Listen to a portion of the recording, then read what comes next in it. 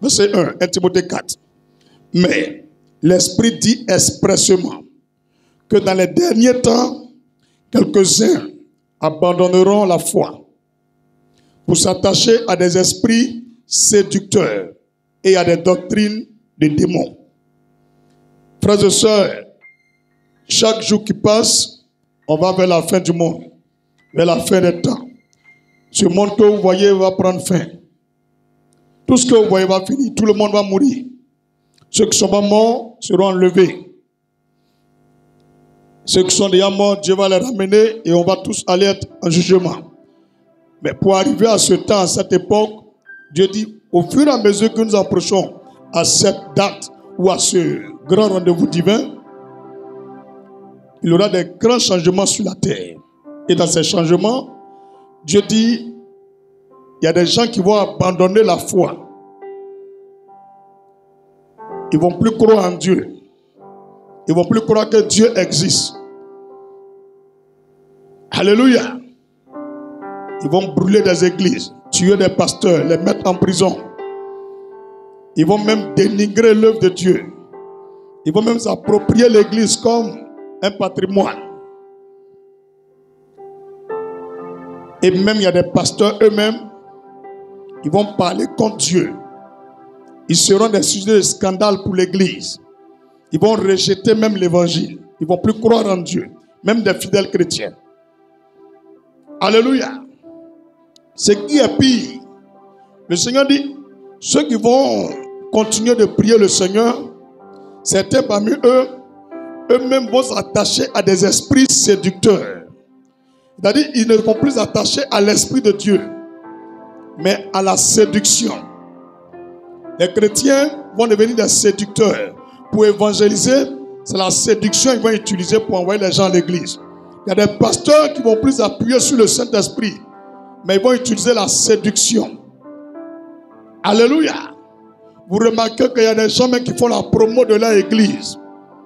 Ils ne parlent pas de Jésus, mais c'est leur église. Même il y a des gens qui sont capables de faire palabre à toi à cause de leur église. Mais ils ne font pas palabre à cause de Jésus. Dis Amen. Puis, dis avec moi, puis, ils vont s'attacher à des doctrines de démons. Qu'est-ce que ça veut dire? Dis allons encore en profondeur.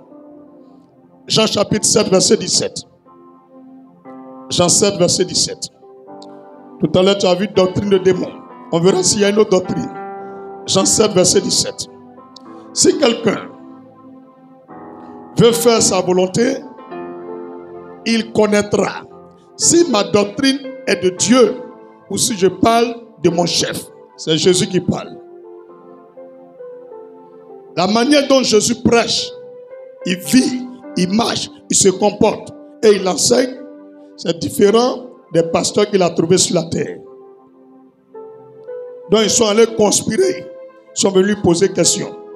Il a dit, quand vous me regardez là, vous pouvez voir vous-même avec vos yeux. Si moi ma doctrine, ça vient de Dieu, ou bien ça vient de moi-même Jésus, ou ça vient d'un démon, vous pouvez constater. Donc déjà on a deux doctrines. Il y a la doctrine de Jésus, et puis il y a la doctrine des démons. Et je vous assure, actuellement où je suis en train de prêcher, il y a beaucoup d'églises. Tout ce qu'ils font là, il n'y a rien que Dieu. Tout est démoniaque. Mais eux-mêmes, ils ne savent pas. Le pasteur, même souvent, il est ignorant. Il ne sait pas que ce qu'il fait là, c'est Satan. Lui-même, il ne sait pas. Donc, il faut que nous lisons la Bible. Nous revenons de la parole. Pour que ce pasteur ou cette servante de Dieu ou ce chrétien qui prie dans ce lieu ou dans un autre lieu discerne et sache que ce qu'on prêche ici, c'est démoniaque ou ça vient de Dieu. Ce n'est pas parce qu'on dit Matthieu 4, verset 4 que ce que le pasteur va dire, ça vient de Dieu. Le verset, c'est biblique. Mais ce que lui-même il dit après, là, ça peut être diabolique. Dis Amen. Donc il y a beaucoup de pasteurs, beaucoup de chrétiens, ils utilisent la Bible, mais ils prêchent les démons. Ils ne prêchent pas Jésus. Dis allons encore dedans. Marc 1, verset 27. Marc chapitre 1, verset 27. Excusez-moi, si vous trouvez le verset avant moi, vous dites simplement Amen et puis vous lisez.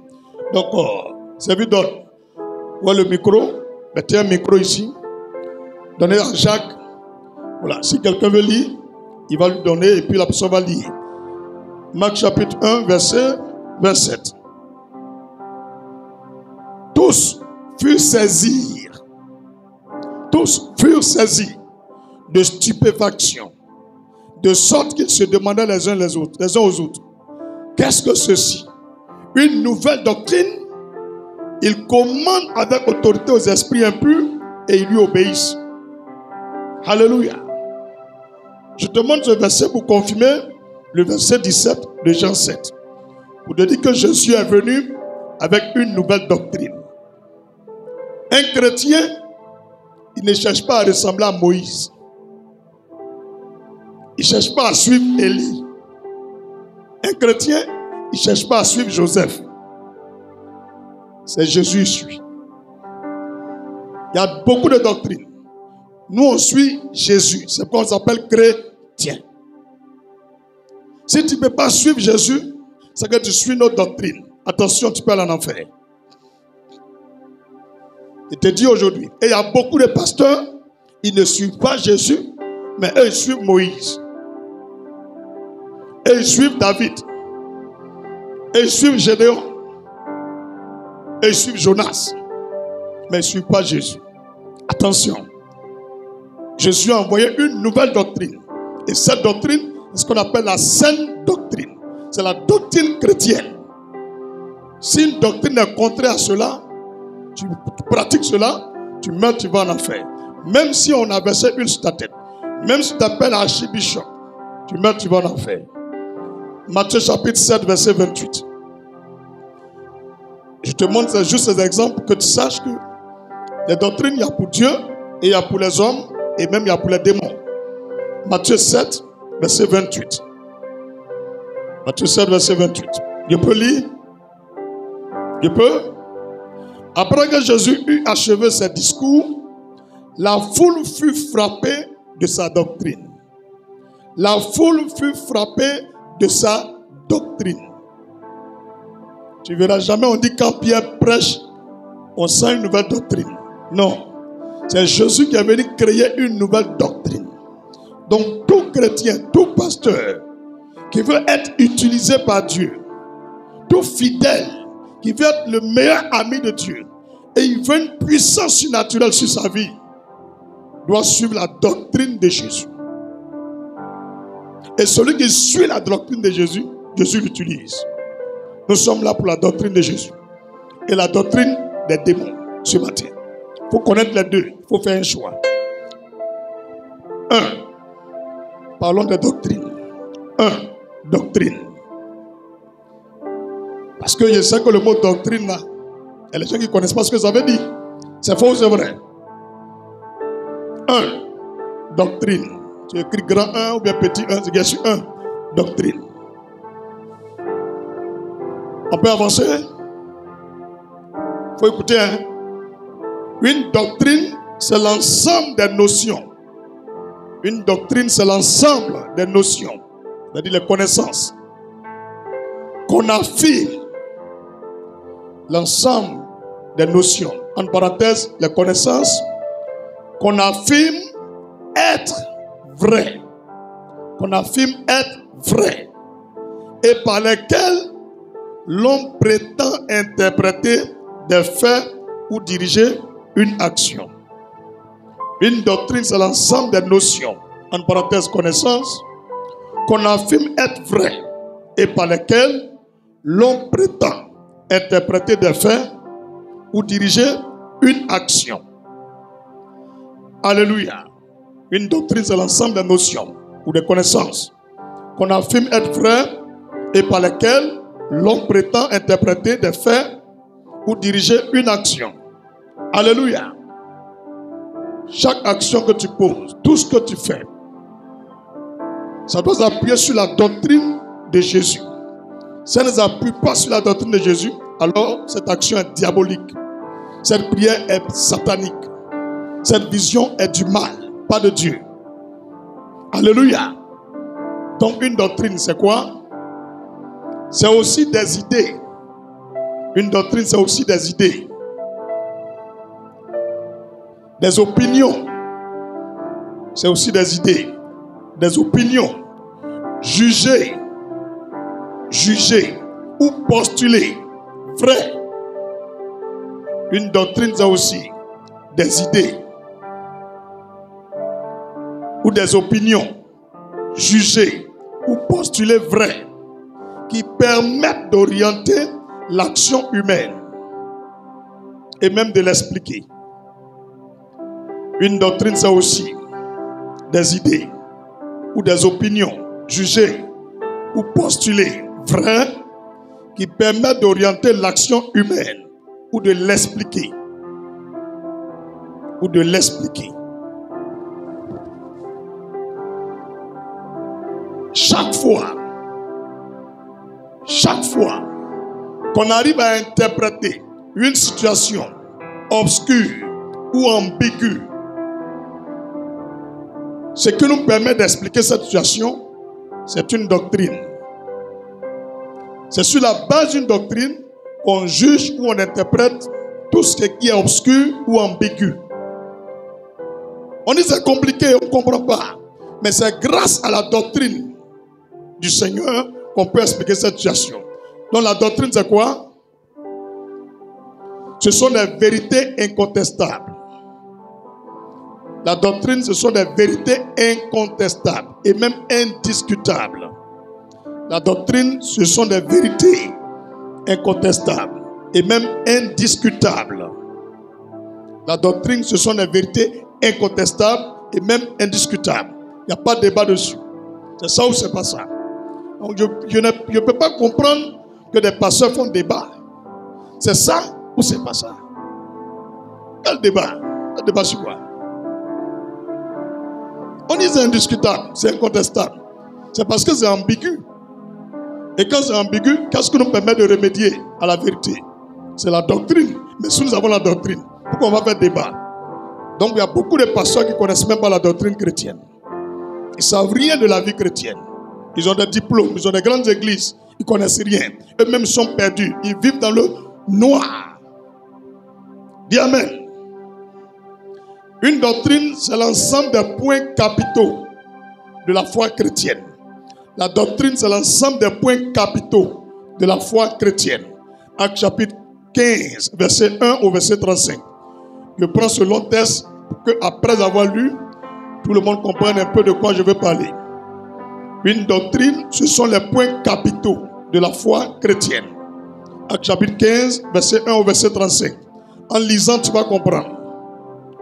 Quelques hommes venus de la Judée enseignaient les frères en disant: si vous n'êtes pas circoncis selon le rite de Moïse, vous ne pouvez pas être sauvés. Vous voyez? Les apôtres, Paul, Pierre, Jean, ils s'en vont prêcher. Ils arrivent dans une ville où il y a des gens qui sont allés prêcher là-bas, qui ont gâté leur tête.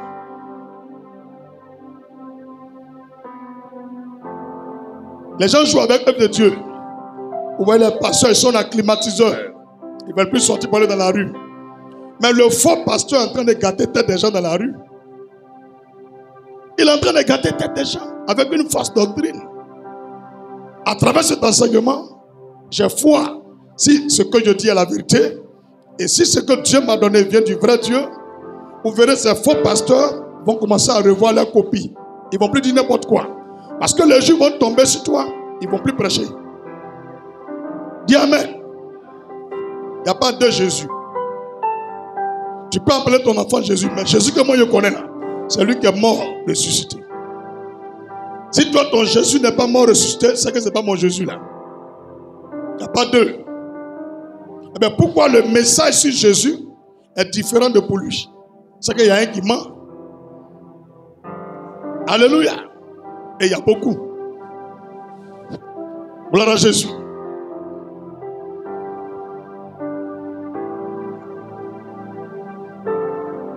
D'accord.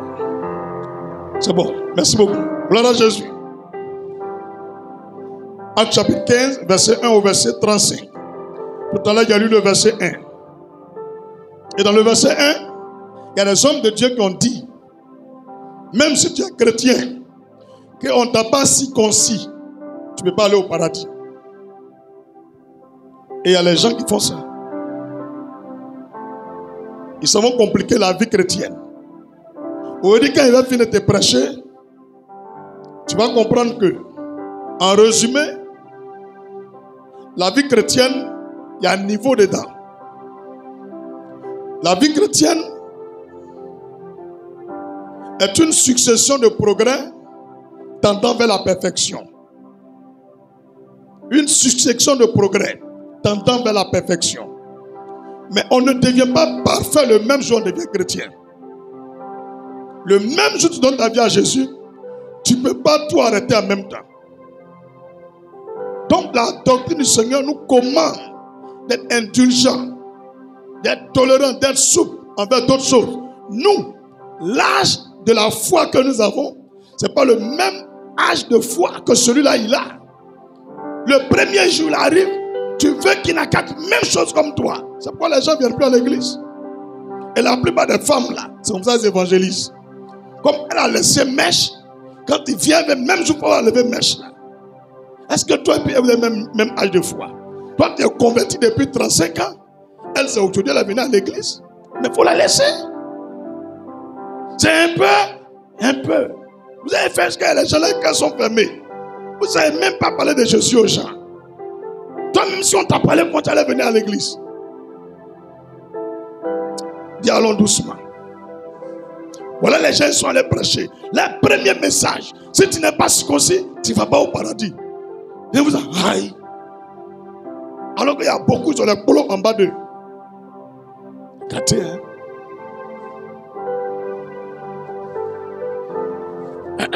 Tout le monde comprend, non? Verset 2. Acte chapitre 15. Tu vois dans la Bible, hein? Paul et Barnabas eurent avec eux un débat et une vive discussion. Ces pasteurs-là, ils ont croisé Barnabas et puis Paul. C'est devenu Oya Oya. Et on voit ça à la télé, à la radio, dans les rues en Côte d'Ivoire. On ne fait pas comme ça. Tu as tenté de humilier un pasteur devant ses fidèles, devant les gens, devant l'autre. Vous deux là, vous savez même Jésus, mais pas même Jésus. Tu vois un pasteur là, son micro en train de faire ce débat. Il faut passer, lui n'a rien à faire.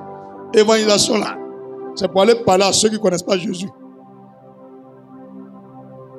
Tu vas voir comment on fait débat là. Quand eux voulaient faire débat là, c'est entre eux les chrétiens.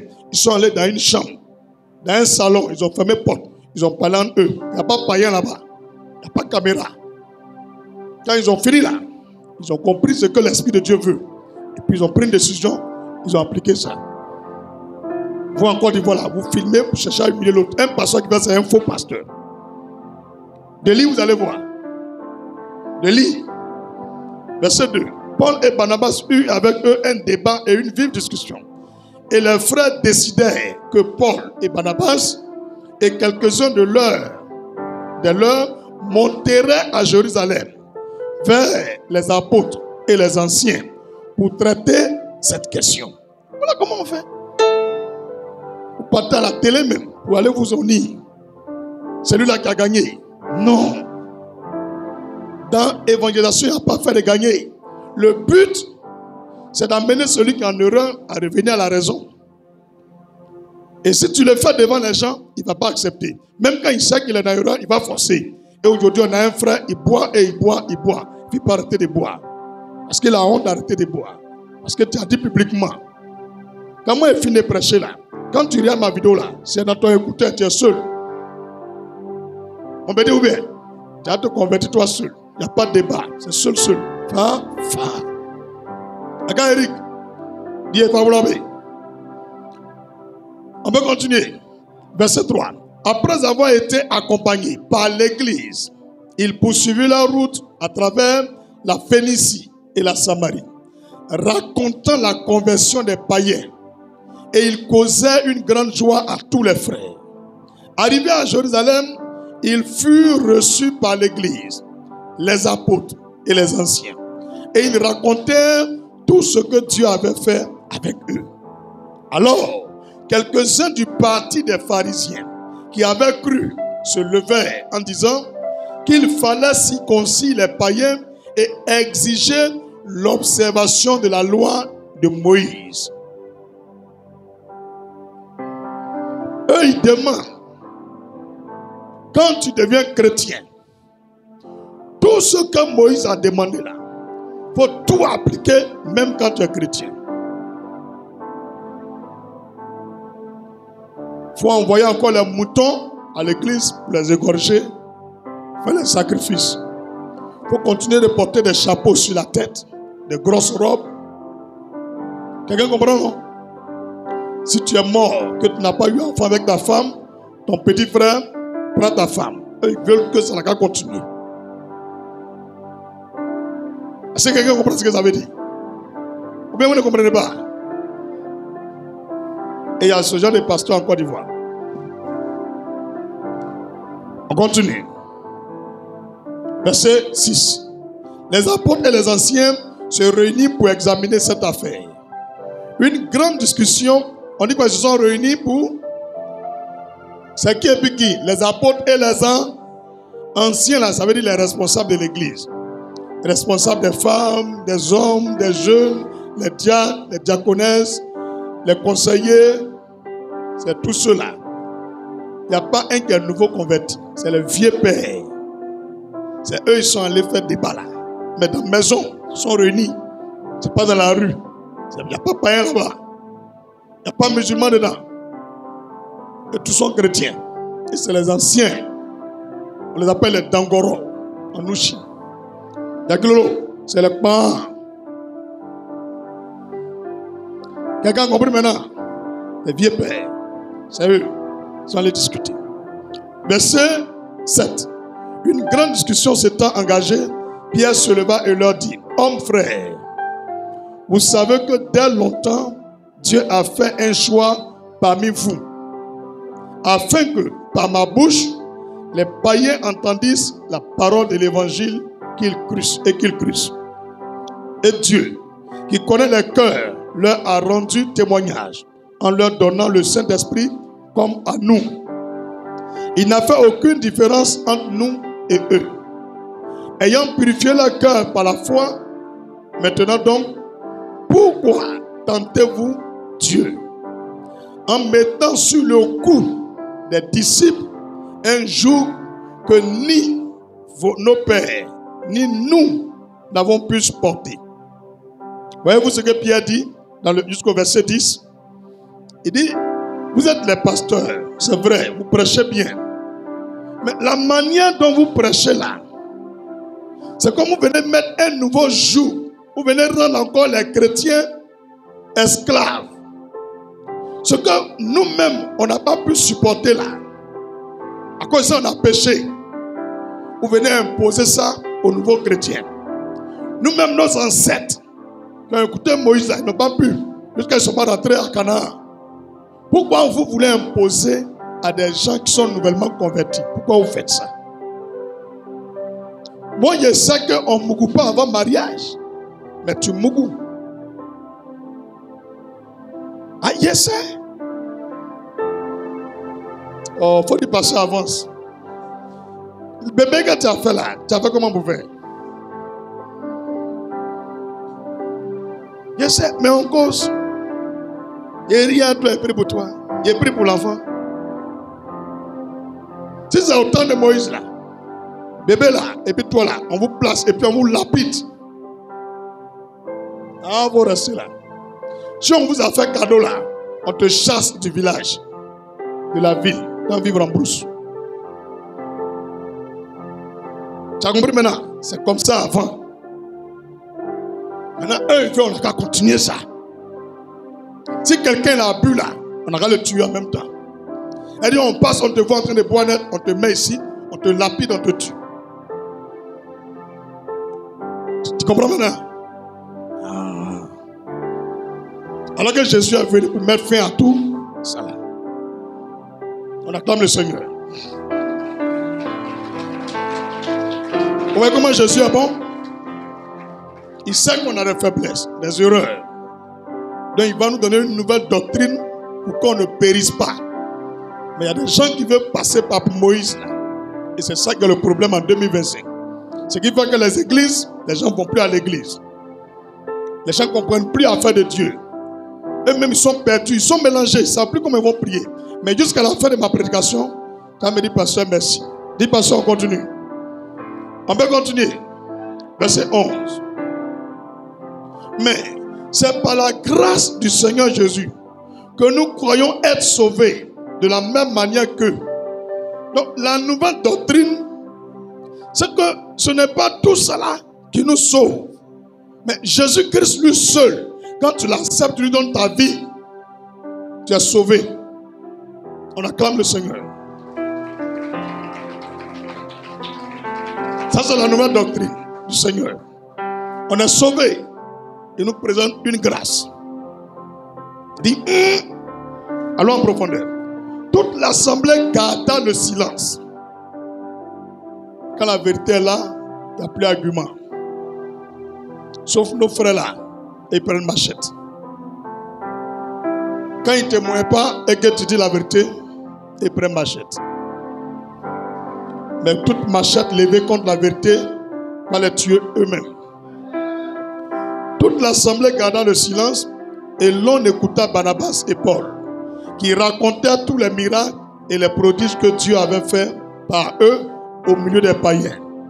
Lorsqu'ils eurent cessé de parler, Jacques prit la parole et dit, hommes frères, écoutez-moi. Simon a raconté comment Dieu a d'abord jeté les regards sur les nations pour choisir du milieu d'elles un peuple qui porta son nom. Et avec cela, s'accordent les paroles des prophètes. Selon qu'il est écrit, après cela je viendrai et je relèverai de sa chute la tente de David. J'en réparerai les ruines et je la redresserai, afin que le reste des hommes cherche le Seigneur, ainsi que toutes les nations sur lesquelles mon nom est invoqué, dit le Seigneur qui fait ces choses, et à qui elles sont connues de toute éternité. C'est pourquoi, verset 19, Acte chapitre 15, je suis d'avis qu'on ne crée pas des difficultés à ceux des païens qui se convertissent à Dieu. On acclame le Seigneur. Tu as bien entendu? La nouvelle doctrine, c'est qu'on ne doit pas créer des difficultés à ceux qui se convertissent nouvellement. Quelqu'un a compris? Quand quelqu'un vient donner sa vie à Jésus là, tu dis, on ne doit pas compliquer la personne. Oh, Dieu est en train de confirmer, il faut acclamer le Seigneur. Il est content. Il dit, mon petit, il y a rose, il y a rose. Ça fait qu'actuellement, il y a les gens là. Vous venez à l'église même, elle ne sait même pas comment s'habiller. Elle dit, n'importe quoi. Il m'assoit comment. Elle est coincée comme ça. On dirait Woro de baisser. Je ne sais pas comment elle va faire.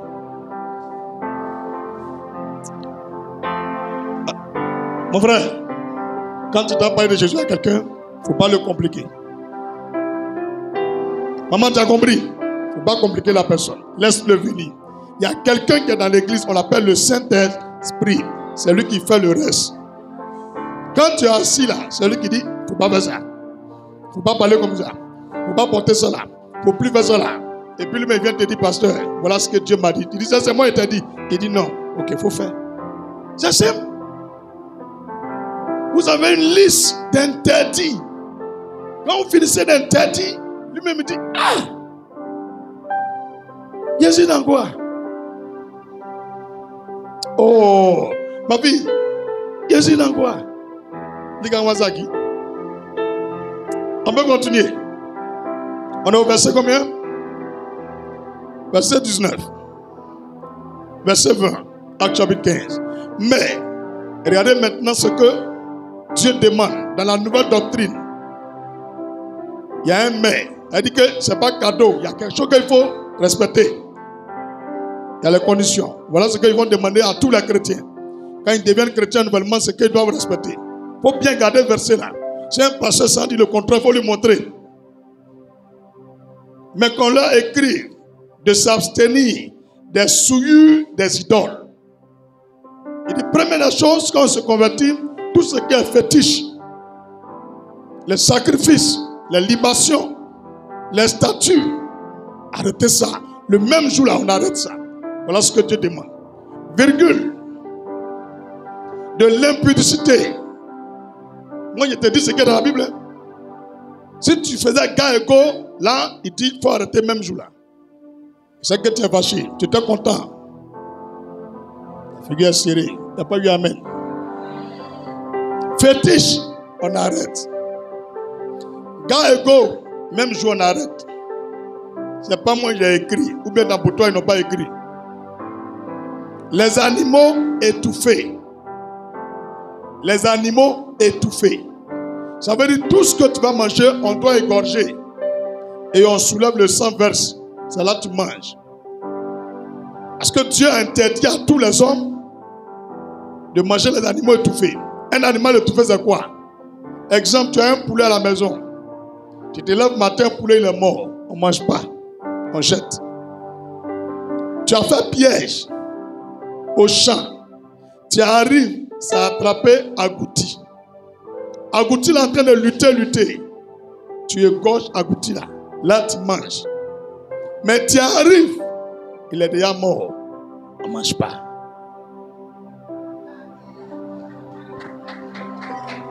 C'est écrit ou c'est pas écrit? Ah, moi, c'est que vous êtes fâchés. Il y a condition un peu. Il y a un peu qui est là. Ils ont donné un peu. Ça, c'est viande de brousse. S'il est encore vivant qu'il l'a égorgé, on mange. Mais il est déjà mort. Et la plupart des vendeurs, et puis ils viennent couper tête là. Quand on coupe tête là, il n'y a pas sang. Quand on voit, on connaît. Tu sais pourquoi? Tout ce que Dieu a créé là seront jugés. Dans le sang là, il y a l'âme de l'animal dedans. Et l'âme là doit retourner au ciel. Donc quand tu manges un animal qui n'a pas été égorgé, c'est comme tu manges l'âme de l'animal. Tôt ou tard, tu vas devenir sorcier. Et vous êtes dans l'ignorance. Ça là, c'est le Nouveau Testament et réel. Ce n'est pas beaucoup de versets qui restent pour que la Bible finisse. Dieu connaît comment on donne la sorcellerie. Donc au début de ta conversion, il dit ne mange plus un animal qui n'a pas été égorgé. Parce que quand tu manges là, c'est tout. C'est parce que son âme est dedans que c'est tout. Mais quand on fait sortir le sang là, ce n'est plus le même goût. Et les villageois, ils aiment quand ça est étouffé là. Et même ils prennent le sang là, ils mettent dans la sauce. C'est sorcellerie. Tous ceux qui mangent ça deviennent sorciers. Tu as compris maintenant? Tous ceux qui mangent ça là, ils vont devenir sorciers. Donc Dieu ne veut pas qu'ils deviennent sorciers. Maintenant, il met virgule et du sang. Il précise maintenant et du sang. Il dit que tout ce qu'on prépare là, il faut enlever le sang là avant de préparer. S'il y a sang dedans, il ne faut pas manger. Enlever le sang d'abord. Tu as compris? Voilà ce que Dieu a interdit. Est-ce que c'est beaucoup? Verset 20. 1. Les souilles des idoles, les fétiches, les maraboutages, les sacrifices d'animaux, les animaux étouffés, le sang, et puis impudicité. Tu n'es pas marié, tu n'as pas droit à Mougou. C'est ça que Dieu a interdit quand on est nouveau converti. Tu as pensé que Dieu n'avait pas interdit ça. Ça y est dedans. Tu dois fermer les frontières. De changer le verset là où bien. Est-ce que moi il peut changer? Il dit, vous imposez trop de choses aux gens. Que voilà ce qu'on doit leur dire, que Dieu demande. 1. Gars et go, on arrête. Mougouli avant mariage, il faut arrêter. 2. Il ne faut plus faire fétiche. Maraboutage, il faut arrêter. 3. Les animaux qu'on n'a pas égorgés, on ne mange pas. Les 3 choses là, c'est ça que Dieu demande quand on vient à l'église. Est-ce que c'est difficile pour faire ça? Et puis tu ne mets rien en train, c'est compliqué.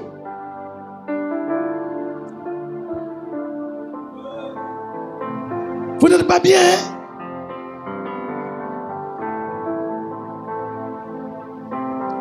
À cause d'Agouti.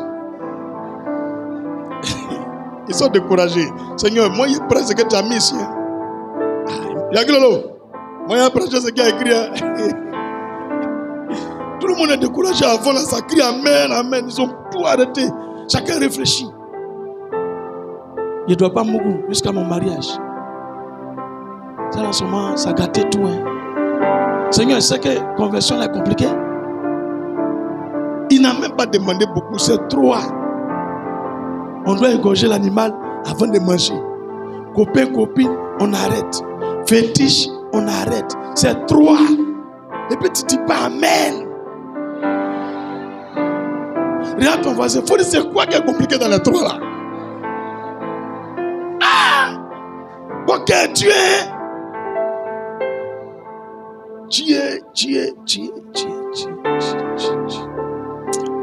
Non, on doit vous revoir. Hein? Verset 21. Car depuis bien des générations, Moïse a dans chaque ville des gens qui le prêchent, puisqu'on le lit tous les jours de sabbat et dans les synagogues. Alors, il parut bon aux apôtres et aux anciens et à toute l'église de choisir parmi eux et d'envoyer à Antioche avec Paul et Barnabas, Jude, appelé Barsabas, et Silas, hommes considérés entre les frères. Et il les chargeait d'une lettre ainsi conçue. Il faut écouter, hein? C'est la nouvelle doctrine chrétienne qu'elle a. Il les chargeait d'une lettre ainsi conçue. Verset 23. Les apôtres, les anciens et les frères, aux frères d'entre les païens qui sont à Antioche, en Syrie et en Cilicie, salut. Ayant appris que quelques hommes partis de chez nous et auxquels nous n'avions donné aucun ordre, vous ont troublés par des discours et ont ébranlé vos âmes. Nous avons jugé à propos, après nous être réunis, tous ensemble, de choisir des délégués et de vous les envoyer avec nos bien-aimés Barnabas et Paul. Ces hommes qui ont exposé leur vie pour le nom de notre Seigneur Jésus-Christ. Nous avons donc envoyé Jude et Silas, qui vous annonceront de leur bouche les mêmes choses, car il a paru bon au Saint-Esprit et à nous de ne vous imposer d'autres charges que ce qui est nécessaire. C'est une doctrine qui est là. Hein?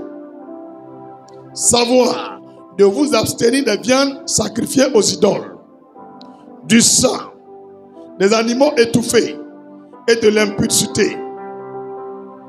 Ça a été promulgué, hein? C'est la loi chrétienne qui est là. Tu ne savais pas te dire, il ne faut plus jouer ça. Choses contre lesquelles vous vous trouverez bien de vous tenir en garde et puis mettre à Dieu. À la fin, c'est fini. C'est la nouvelle doctrine qui est là. Tu as vu maintenant?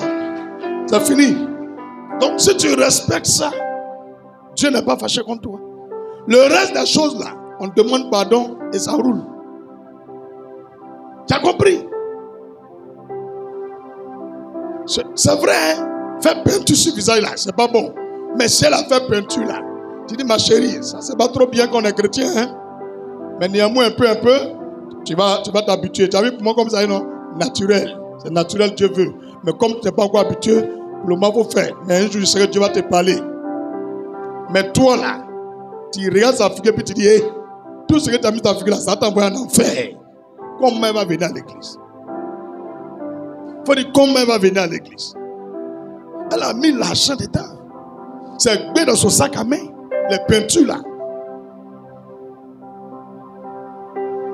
Est-ce qu'ils ont parlé de peinture ici?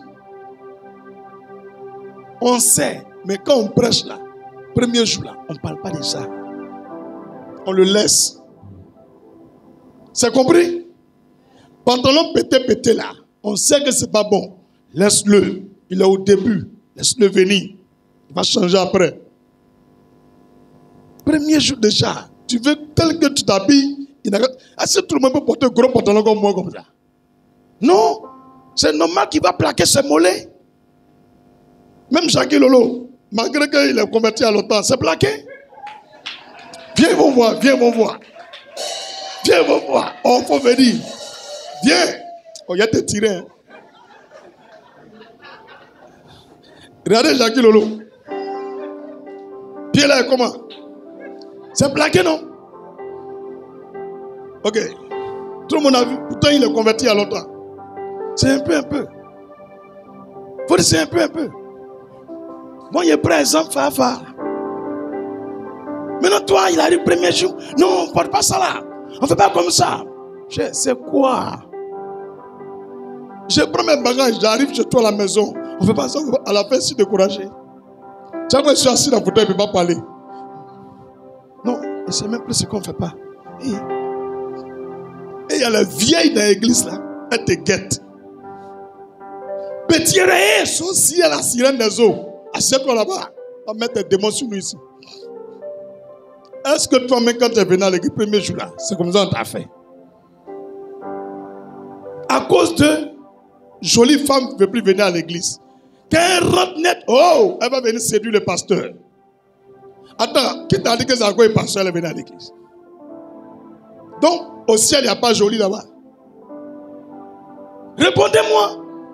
Quand un joli garçon rentre net, il a l'esprit des eaux. Il va séduire les filles. Il va mourir toutes les filles.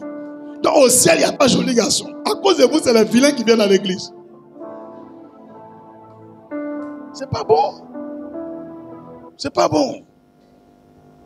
C'est le cœur. Les gens changent. Il y a un joli même qui est plus sanctifié même que vilain. Arrêtez de regarder aux apparences. Laissez les gens se convertir. À cause de vous, quand les gens viennent à l'église, ils réfléchissent qu'à l'église là. Moi, il ne veut pas là-bas. Il préfère aller où le diable il est. Ça lui fait mal. Il se cache pour regarder mes vidéos. Mais quand il va venir, tu as mal le juger. Laissez les gens venir à l'église. On les voit. On connaît. Ils vont changer. La dernière fois parmi vous, ceux qui ont frappé à Oko, ça fait même pas 2 ans. Je sais. Les filles qui ont acheté comme ça fait même pas encore 3 ans. Il y en a. Ah ben, mais avant tout là, on ne parle pas. Hein. Vous êtes coincé dans la douche là-bas. Une femme qui ne mougue pas là, elle gagne un bouton. Mais vous dites, mais toi ton visage est lisse. C'est pas nous on est bête. Je te dis la vérité. Une femme qui ne mougue pas là, il y a un bouton qui sort. Mais toi ton visage est lisse, propre. Mais qui te mougue? C'est comme.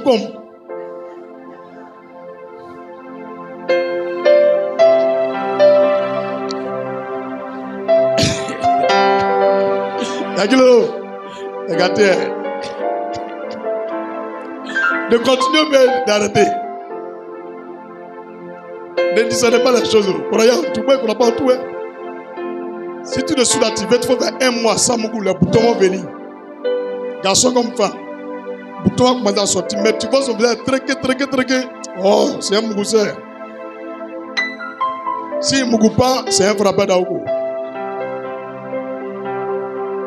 C'est le miroir et puis les douches qui connaissent ce qui fait Aouko parmi nous. Si on intro toutes les douches de vos maisons là, donne-moi avoir honte. Regarde le vieux, lui qui n'a pas de bouton, demande lui qui rentre pour toi à la liste.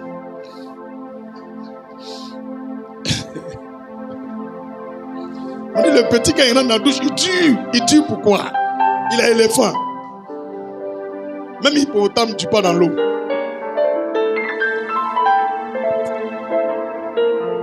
On est au verset combien? Abraham, tu me dis, ton visage est lisse, ou bien fait.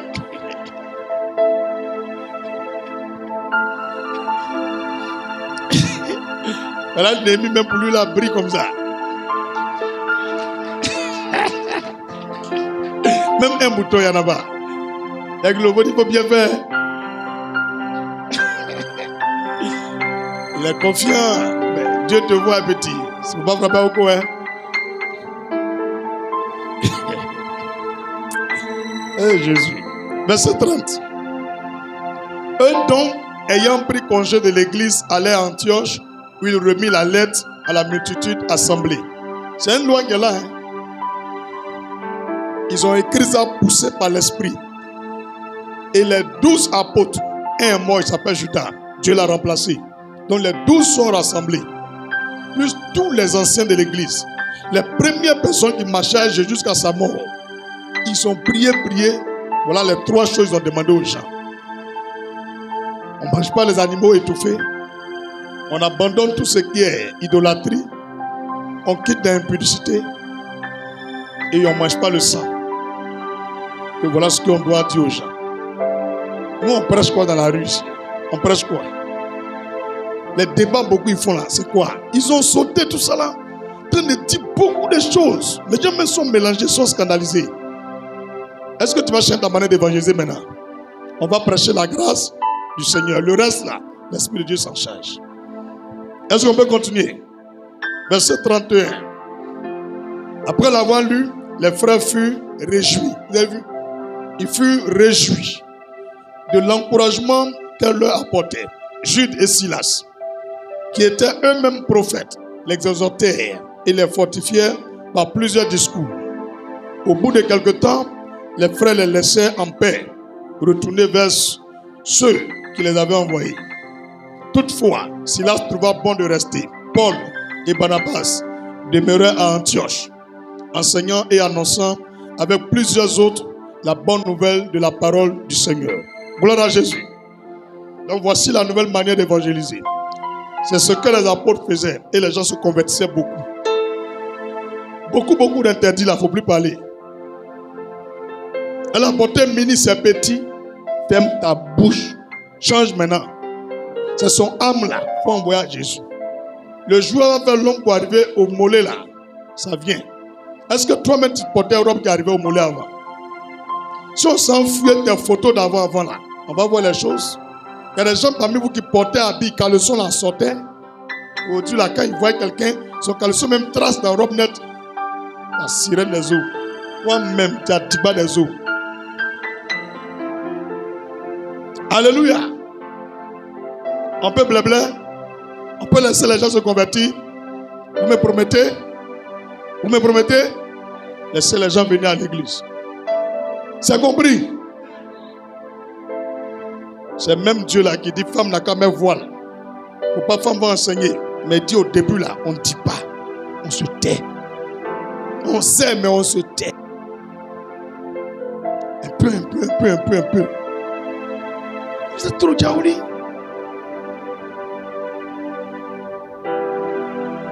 Ma fille, je sais que tu te tchas. Mais il faut doser.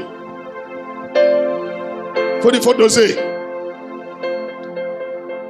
Mais c'est pas les lèvres, on sait. Hein? Tu es clair, mais tes lèvres, c'est noir.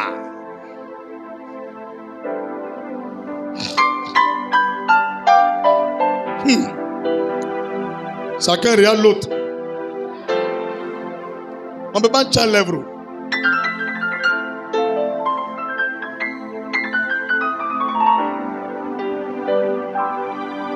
Il faut bien la regarder. Lève-la comment? On peut dire, viens, moi te voir. On peut dire, viens, moi te voir. Il est clair. Regardez ses lèvres. C'est quelle couleur? Regardez. Faut t'arrêter. Il est clair, ses lèvres sont comment? C'est quelle couleur? C'est bien rose, bien joli. Mais c'est mon frère. Abraham, viens.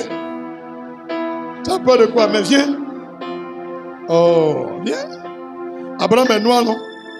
Maintenant, regardez les lèvres d'Abraham. C'est clair ou bien c'est noir? C'est noir. C'est comme ça que Dieu nous a créés. Mais toi, tu es clair.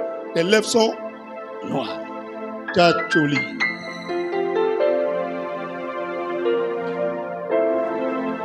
Un peu. Tu sais que tu vas arrêter. Mais il faut doser un peu, hein?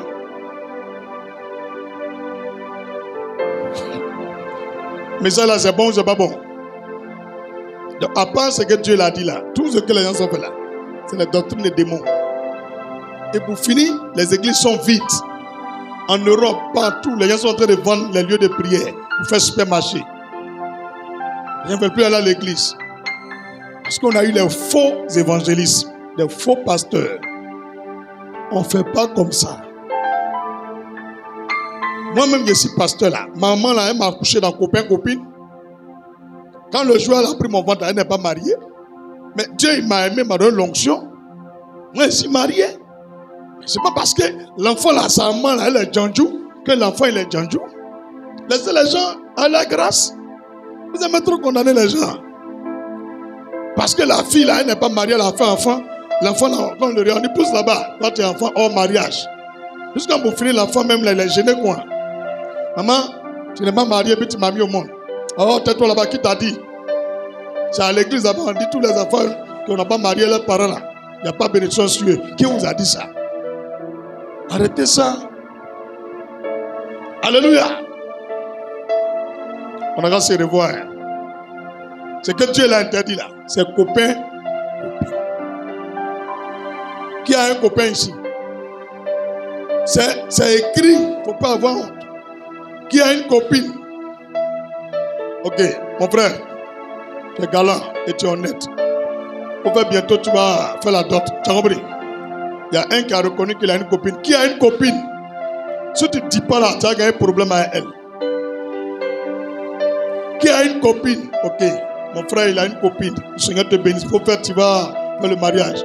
Lui aussi, il a une copine. Il faut faire bientôt, voilà. Il faut faire bientôt faire le mariage. Tu as compris? Qui a une copine? Vous ne parlez pas. C'est 4 personnes qui sont en copine ici. Les 4 là, vous allez voir le mariage. Et Dieu va les élever. Dans l'assemblée là, ils ont reconnu qu'ils ont copine. Qui a copine parmi nous? Ah, ok, tu as un copain. Le Seigneur te pardonne ton péché et qu'il donne la force à ton copain pour te faire le mariage. Tu as compris? Tu as compris? Voilà. Il y a un copain encore. Il y a beaucoup de copines, copains. Bon, toutes les copains, copines, que le Seigneur vous pardonne. Qui vous donne la grâce de passer au mariage. Au nom de Jésus. Dis Amen. C'est comme ça on fait. Dehors, pourquoi tu as copain? Mais toute l'église va partir. Il n'y a pas quelqu'un qui est vierge ici. Ils ont tous mon goût. Bon, si tu veux, on fait un test. Tous ceux qui sont vierges, mettez-vous ici. Tous ceux qui sont déviagés, mettez-vous ici. Tu vas voir qui sont ceux qui vont venir ici. Et là, c'est bébé là, ceux qui sont restés là-bas.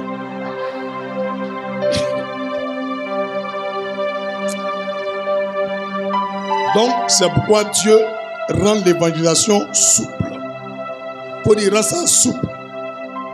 Parce qu'il sait qu'une fois que le Saint-Esprit rentre dans le cœur de l'homme, l'homme s'éloigne du péché. Et l'Esprit de Dieu ne va pas accepter d'être en toi et vivre une mauvaise vie. Il va te parler.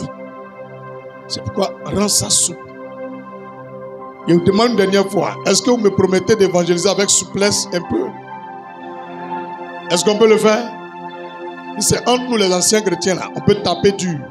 Mais le bébé là, si c'est Jacques Lolo, il ne le loue pas. Israël, il ne te loue pas. Ou tu es là, tu ne peux plus faire copain, copine. Tu es pas. Marcel, ça fait combien d'années tu es converti?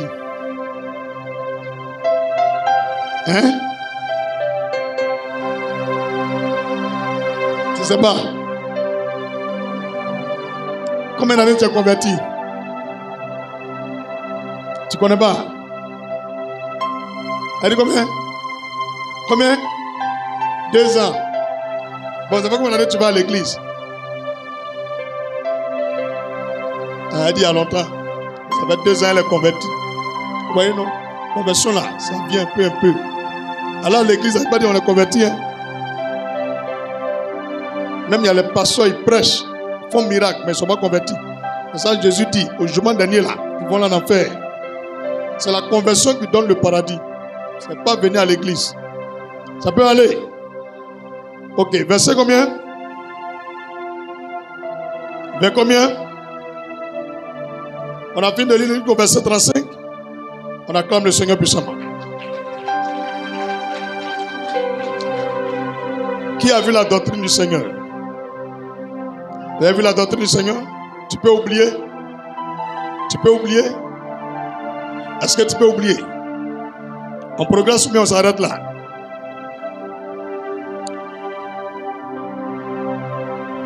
Gloire à Jésus. Une doctrine est donc, après avoir lu ça, donc une doctrine est donc une vérité considérée. Une doctrine est donc une vérité considérée comme incontestable par l'Église et même par une autre religion. Une doctrine est donc considérée comme une vérité incontestable par l'Église et même par une autre religion. Une doctrine est donc une vérité considérée comme incontestable par l'Église et même par une autre religion. Une doctrine est aussi l'ensemble des fondements rationnels. Une doctrine est aussi l'ensemble des fondements rationnels devant lesquels l'on ne doit s'opposer. Une doctrine est donc l'ensemble des fondements rationnels et des règles devant lesquelles l'on ne doit s'opposer.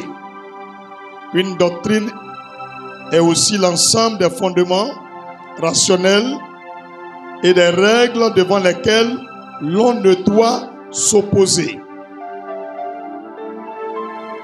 Une doctrine, c'est tout ce qui discipline la foi chrétienne. Une doctrine est tout ce qui discipline la foi chrétienne ou caractérise la foi chrétienne. Une doctrine est tout ce qui discipline ou caractérise la foi chrétienne. La doctrine est le dogme et le credo de la foi chrétienne. La doctrine est le dogme et le credo de la foi chrétienne. La doctrine est le dogme et le credo de la foi chrétienne. Le dogme, tout le monde sait écrit non? D-O-G-M-E. La doctrine est le dogme et le credo de la foi chrétienne. La doctrine est le fondement. La doctrine est le principe fondamental qui régit l'Église. La doctrine est le principe fondamental qui régit l'Église. Donc, l'Église est régie par quoi? Quand on devient chrétien, ce que les apôtres et le Saint-Esprit demandent, qu'on arrête les idolâtries. 1. Qu'on quitte l'impudicité. 3. Qu'on ne mange pas les animaux sacrifiés ou étouffés. Et qu'on ne mange pas le sang. Voilà ce que le Saint-Esprit et les apôtres ont décidé pour commencer l'Église. On ne doit pas ajouter autre chose. Tous les gens qui viennent à l'Église, on doit les accepter. On ne doit pas leur imposer plus que ça. C'est bien compris. Le reste là, c'est Dieu même qui fait son travail. Et c'est ça la doctrine. C'est ça qui est le fondement de l'Église. Les gens sont allés créer plein de choses. Aujourd'hui, on nous dit quoi? Des bâtis, des hôtels à la maison. Donc le sang de Jésus et le sacrifice de Jésus là, ce n'est pas suffisant pour briser les hôtels de ta famille. Vous voyez, il faut imaginer quelqu'un qui dort dans la maison d'un frère. Comment il peut bâtir un hôtel chez lui là-bas? C'est des trucs inutiles, des faux enseignements. Tout cela pour arnaquer les gens. Et quand tu vas dire la vérité aux fidèles, ils ont leur groupe là, allons signaler sa page. Quand ils signalent, ça ne marche pas. Ils ont leur camarade qui est procureur ou bien juge quelque part. Il dit lui là, on a qu'à tout faire, trouver un petit truc, on le met en prison. On dit à quoi? On dit non, ce qui prêche là, ce n'est pas Dieu. Quand vous regardez vos pasteurs en Côte d'Ivoire là, va prendre ta Bible, va prendre Internet. Ce dimanche là, ils ont prêché quoi? Va regarder. Nous on prêche Jésus. On n'a pas de rudiments secondaires pour gagner de l'argent. Si c'est l'argent, moi, il veut là. Champion, par jour, là, moi, il peut gagner 5 millions. Hein. Je te dis bien, par jour, il peut gagner 5 millions. Hein. Mais c'est pas ça, moi, il cherche.